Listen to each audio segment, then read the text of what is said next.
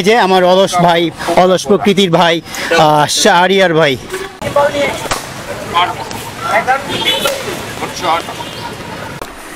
Good morning guys, welcome back to another new vlog.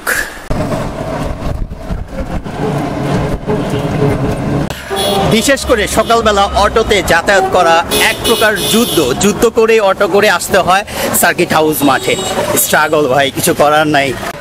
Hi guys, sunny day. আজকে দিনটা এতটাই সানি যে আমাকে একদম চকচকা দেখা যাচ্ছে, কেননা আমি কালো ছেলে। বাই দ্য ওয়ে, আজকের ব্লগের ইন্ট্রোটাও দিয়ে দিই। আজকে ক্রিকেট একাডেমি অফ ময়মনসিংহে আমরা স্কিল ট্রেনিং করছি না, আজকে হচ্ছে ফিল্ডিং সেশন। ইতিমধ্যে আমি কিন্তু ফিল্ডিং সেশন করে চলে আসছি। যাই হোক, ইন্ট্রোটা দেওয়া দেরি হয়ে গেল। চলেন আপনাদেরকে ফিল্ডিং সেশনটা দেখানোর চেষ্টা করি আর আজকের ব্লগটা শুরু করি। চলেন তাহলে শুরু করা যাক আজকের blog. Let's go. Hello guys, কি অবস্থা? তোমরা মারামারি করতেছো কেন জায়গা নিয়ে? আমরা ভাই ক্যাচ ধরতে ক্যাচ ধরতে সেই ভালো লাগতেছে ভাই। তুমি ভাই এই যে সুজয়কে শব্দ বলে দিছো, সুজয়কে শব্দ, তুমি সুজয়কে শব্দ বলে দিছো। কেন এর পরে কেছো মানে এনে ক্যাচ ধরে এনে দুই নাম্বার আবার মানুষ হলো আজ আমরা তো সে একটা আপনাদের 60টা এর হলো। সাবাস আরে ভাই।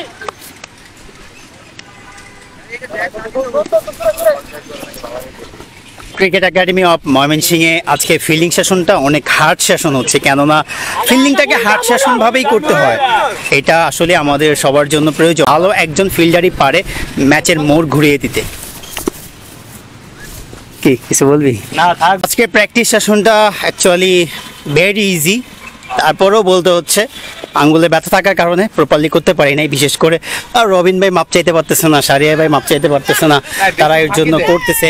আমি ফাঁকি দিই নাই, আমি চেষ্টা করেছি আমার সিরিয়াল আসার আগেই আরও উপস্থিত হওয়ার জন্য এবং ক্যাচ ধরার জন্য। আর আজকে ক্যাচ ধরেছি আলহামদুলিল্লাহ। এদিকে আসিফ খুব ভালো ক্যাচ ধরেছে, শাহরিয়ার ভাই খুব ভালো ক্যাচ ধরেছে। জি, এদিকে রবিন ভাইয়ের হাতের অবস্থা খুবই খারাপ। এদিকে আমাদের প্যাটওয়ালা হিমেল ভাই আছে, চেষ্টা করতেছে। ওয়েল শান্ত ভালো ক্যাচ ধরছে। এদিকে পিয়াস আছে, তারপরে আমাদের মইনুল আছে। কি ভাই তুমি কেন শেষ করলা না? আমি আমার সিরিয়াল আসার আগে যে ক্যাচগুলো ধরে নিয়ে গেলাম, তোমরা তো এখন ওই সিরিয়ালটাই ওভারকাম করতে পারো না। এটা তো মানে ক্যাচ মানে শেষই হয় না, তুমি আগে কেন শেষ করে দিলা আমাকে সেটা বলো আগে। হাতে তো তোমার লাগে না, হাত তো ভালো।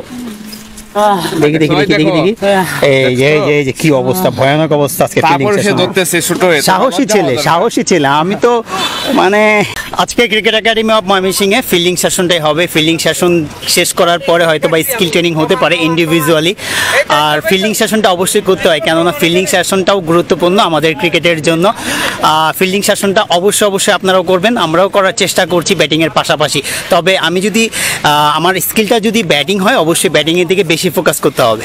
রনি ভাই কেমন লাগলো? প্রথম ফিল্ডিং করলাম, এখন অভিনয়ের জগতে পাড়া দিব আমরা। অভিনয়। তুমি এত কালো কেন? আমি তো জন্মগত।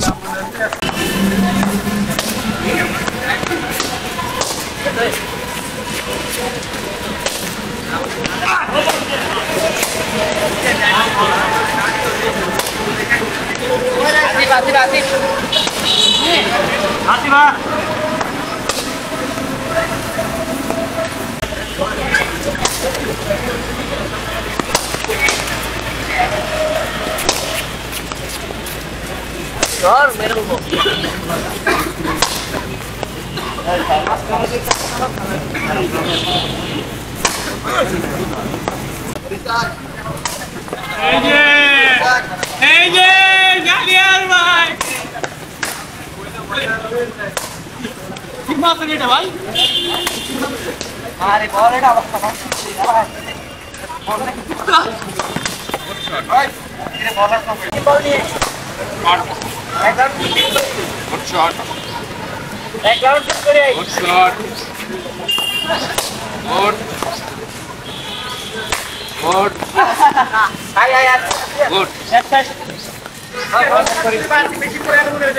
ঠিক আছে ভাইয়া, তিন ভাগে ভাগ করলাম রেডি আপ।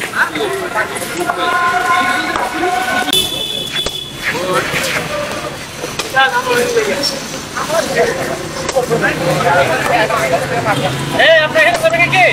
আবার আইবেন না তো? আবার আগে কেন? ভাই ভাই দিলে ভালো তো। পাটা পাটা করতে তো বেটা। Thank you. কবে ঠিক আছে? বিশু ভাই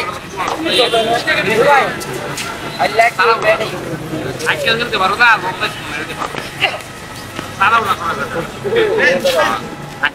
ফিল্ডিং সেশন শেষ করে একটু স্কিল ট্রেনিংও করে নিলাম, আর রীতিমতো অ্যান্ডমলি কিছু শর্টসে প্র্যাকটিস করেছি, ব্যাটিং ড্রিল যেটাকে বলে। অ্যাকচুয়ালি সবাই করতেছে, এই পাশে আলিফ, এই পাশে রনি ভাই, তারপরে আসিফ, এই পাশে হচ্ছে আলিফরা করতেছে, আমিও করেছি। ব্যাটিং করতে নর্মালি সবারই ভালো লাগে, যারা স্পেশালি ব্যাটসম্যান। কিন্তু আমার পিছনে এক বড় ভাই আছে, কুল ডাউন করতেছে। সে অলস প্রকৃতির একজন মানুষ, সে ফিল্ডিং করতেও আগ্রহী না, ব্যাটিং করতেও আগ্রহী না। সে মূলত পার্কে যায় আর হইতেছে পরীক্ষার হলে যায়। পরীক্ষার হলে যাওয়ার প্রধান কারণ হচ্ছে ওই যে বান্ধবীরা আসবে, আর পার্কে যাওয়ার একটাই কারণ, চা খাবে আর ওই যে বিভিন্ন মানুষজন আসবে তাদেরকে দেখবে। তো যাই হোক, আজকের স্কিল ট্রেনিং আপাতত আমার এখানেই শেষ। আজকে আর আমি ব্যাটিং করতে পারছি না, ফিল্ডিং সেশন করার পরে একটু টায়ার্ড চলে আসছে। তারপরে হচ্ছে আবার বিকালবেলা একটু আর্লি আসতে হবে। আরমান স্যার আজকে একটি বিয়ের অনুষ্ঠানে যাবে, যার কারণে বিকালবেলা আরমান স্যার একটু লেট করে আসবে। বিকালবেলা এসে খুদে ক্রিকেটারদের সাথে সময় কাটাতে হবে আমার। এই যে আমার অলস প্রকৃতির ভাই শাহরিয়ার ভাই। তুমি তো অলস কেন? কই অলস, কাজ সব শেষ করলাম, ফিল্ডিং শেষ করলাম।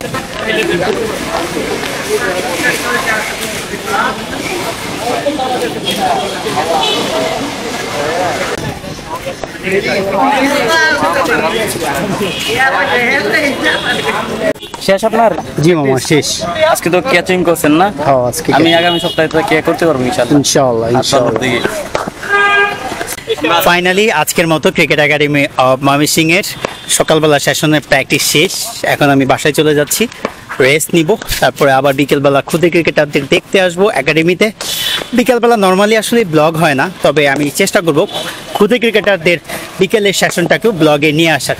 তো আজকে এই পর্যন্তই ব্লগ, পরবর্তীতে আবার দেখা হচ্ছে বাসায় গিয়ে। প্র্যাকটিস তো অনেক করলাম, এবার বডিতে ফুয়েল দেই। চলেন দেখাই কি লাঞ্চ হচ্ছে আজকে। It's time to lunch. Most of favourite ডিম ভাজি, চিকেন।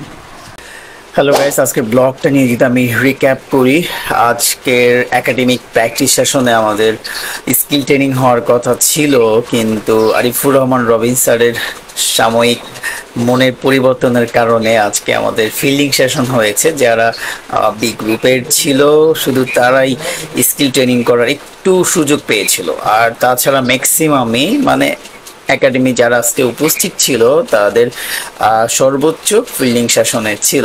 ইভেন আমি নিজেও ফিল্ডিং সেশন করেছি, আমার ফিঙ্গারের পেইন থাকা সত্ত্বেও আরিফুর রহমান রবিন স্যার আজকে আমাকে কোনো ধরনের স্যাক্রিফাইস করে নাই।